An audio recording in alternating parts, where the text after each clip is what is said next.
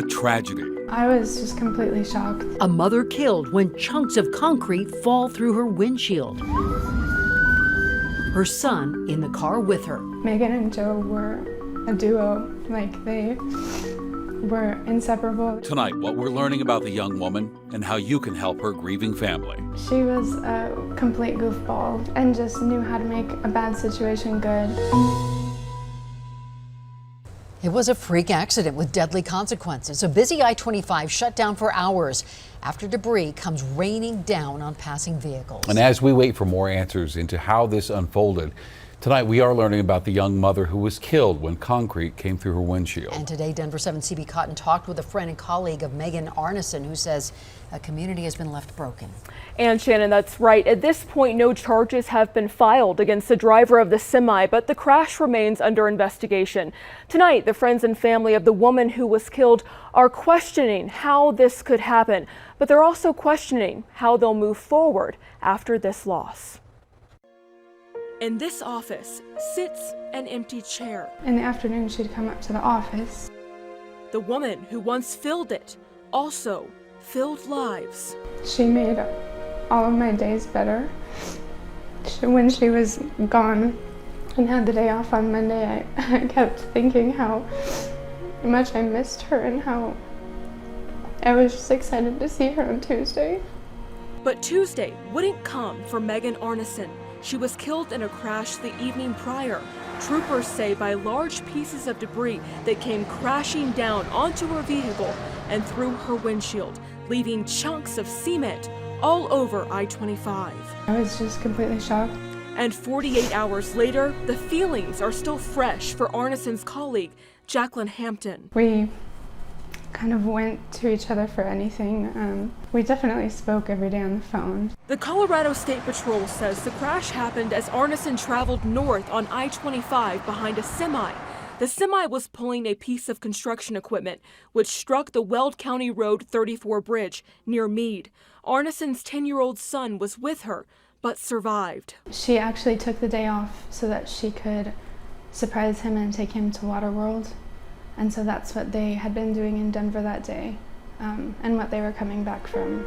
Those who knew the 32-year-old say she was private, but also silly and warm. They also say she was a devoted single mother. When she wasn't teaching or serving as the assistant director at this Loveland preschool, she was with her son. She really cared for the children, and especially for her son and just the people around her, constantly giving, constantly just spreading love everywhere. Now, the preschool and Hampton are trying to figure out how they'll spread that love and fill lives without her. It's definitely like losing a part of your family. In our centers, we're all very close, and it's a very tight-knit community, and Megan was a really, really big part of that. A horrific loss. The preschool where Arneson worked was closed both Tuesday and today. Tomorrow, the school will reopen with counselors available for the children. A GoFundMe page has been set up to pay for Arneson's funeral expenses, and the rest of the funds will go to support her son's future. We've got that linked on the denverchannel.com. In the studio, I'm CB Cotton, Denver 7. You're right, CB. What a loss. An outpouring of support in Castle Rock tonight for two teenagers killed in a crash. Hundreds showed up for a candlelight vigil in memory of Colton Bellamy and Audrey Todd. They died Friday when the vehicle they were in was struck head-on by a suspected drunken driver on a Front Range road just off I-25.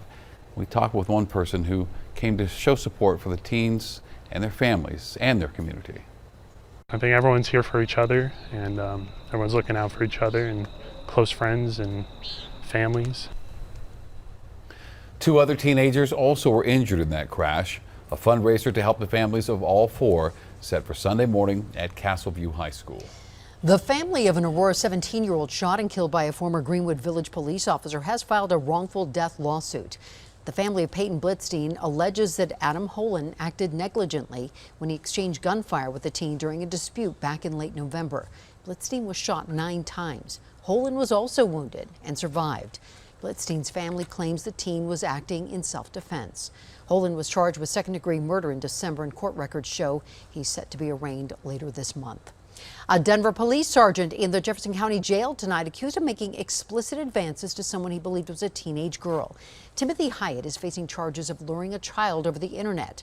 Authorities say Hyatt made advances on social media to an undercover agent posing as a 14-year-old girl. Hyatt has worked for the Denver Police Department since 2005. He is now on leave without pay. Contract negotiations will continue between Denver Public Schools and the union representing DPS teachers. An agreement was not reached today, so they'll meet again next Wednesday. The Denver Classroom Teachers Association is asking the district for more health care benefits, continued designated COVID leading, and equity training for all DPS employees. The current contract expires at the end of the month. Fortified doors, alarms, and more than 1,000 new cameras. Colorado schools are taking security to new levels this school year. And tonight, Denver 7's Bayan Wang shows what different districts are doing to keep your kids safe. We have had about 900 cameras that have been replaced and added, and we're adding another 1,200. Besides getting used to new teachers, students and staff will be adjusting to a new security system at Denver Public Schools. If you keep bad things out of your building, you're ahead of the game. That's why DPS Director of Support Services, Melissa Craven, says they've installed more cameras and thousands of sensors on nearly all exterior doors at all of their campuses. We had over 5,000 doors that we had to install this technology on, and that took some time. Craven says if anyone props the door open or if an intruder breaks in, alarms near the door will be triggered and staff will have access to maps like these. So right now the cones are yellow. When a door is unsecured, they will turn to red and they will flash, and there will also be an audible alarm coming from this screen to the staff in the office. Staff will also have immediate access to cameras by any triggered sensor and will be able to place the school on lockdown and alert authorities with a push of a button. It's a similar system Boulder Valley School District installed last year, along with a system that requires students to use their IDs in order to gain access to certain areas. We got a lot of different systems that we use. BVSD's Randy Barber says their summer was spent optimizing those new systems and working to hire critical positions. We're in the process of actually bringing more counselors in to our school district right now. We know that the mental health of our students is incredibly important. Bayan Wang, Denver 7. We also heard from Cherry Creek Schools. The district says it's installed new technology in each classroom that allows teachers to lock their doors with a push of a button. We also reached out to Jeffco and Aurora Public Schools and didn't hear back. And following the STEM school shooting in Highlands Ranch in 2019, DougCo commissioners pledged millions of dollars toward school safety. And coming up on Monday, Denver 7 investigative reporter Jennifer Kovaleski is digging into why it has taken so long for that money to be spent and what the district has done to improve school safety. That investigation again is Monday. On Denver 7 News at 6. Limiting the spread of COVID-19 will once again be a top priority as Colorado students return to the classroom. The state says it will continue to provide free COVID testing to schools enrolled in its testing program. Health officials also recommend that districts move to a routine disease control model. The state says that model focuses more on responding to clusters of cases, outbreaks, and ongoing transmission in schools. A change at the very top for Broncos country. Yesterday, the team's record-breaking sale became official. And tonight, we are hearing from the brand new owners. Denver 7 sports anchor Nick Rothschild is here with the direction they want to take the team, and I think that direction is up. Nick? Yes, the direction is very much up, and the Walton Penner era in Broncos country officially begins today. With fanfare and hope, all the new owners stepped up to the podium, save Lewis Hamilton, to introduce themselves to fans, outline their vision for this historic franchise. Melody Hobson and Dr. Condoleezza Rice, the NFL's first two female black owners, spoke to the magnitude of this moment and their dream for the future. Someone once wrote, if you are going to exceed your wildest expectations, your wildest dreams, you have to start with some pretty wild dreams. And this is certainly in that category. This is a great tradition, a great heritage of winning. But the goal now is to build on that heritage and that tradition. Most of all, we're just really looking forward to all having fun together with this. Obviously this is a business, but this is a sports, franchise, and we want to win, and that's our goal. And part of that is having a lot of fun as a family and with this group while we do that.